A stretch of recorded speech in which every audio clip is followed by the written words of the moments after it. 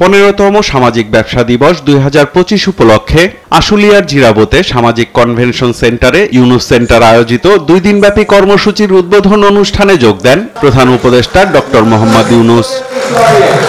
দেশি বিদেশি আমন্ত্রিত অতিথিদের সঙ্গে নিয়ে গ্রামীণ ক্যালেডোনিয়ান কলেজ অব নার্সিং এর শিক্ষার্থীদের সাংস্কৃতিক পরিবেশনা উপভোগ করেন ডক্টর মোহাম্মদ ইউনুস। প্রধান অতিথির বক্তব্যে সামাজিক ব্যবসার নতুন বিশ্ব গড়ার অন্যতম নিয়ামক দাবি করে সামাজিক ব্যবসা প্রসারে গ্রামীণের নেয়া নানা উদ্যোগে বিগত সরকারের দেয়া বাধার কথা তুলে ধরেন ডক্টর মোহাম্মদ ইউনুস।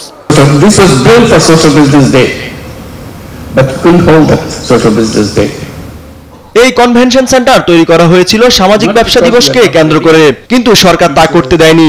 শিক্ষার দুরবস্থার কথা ভেবে বিশ্ববিদ্যালয় করতে চাইলেও তা করতে দেয়নি সরকার।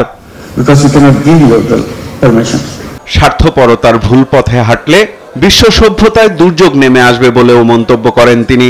বলেন, স্বাবলম্বী হতে যুক্ত হতে হবে সামাজিক ব্যবসায়।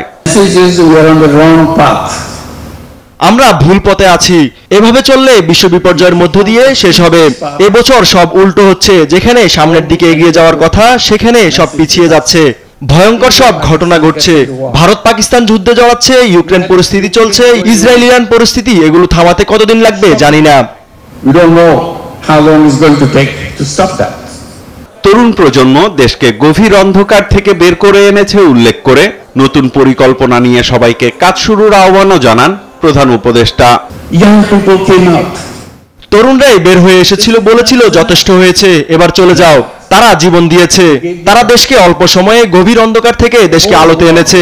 এই ঘটনা শুধু বাংলাদেশের জন্যই প্রযোজ্য নয়, সারা বিশ্বের তরুণরাই করতে পারে। নতুন বিশ্ব গড়ার প্রত্যয় আমাদের।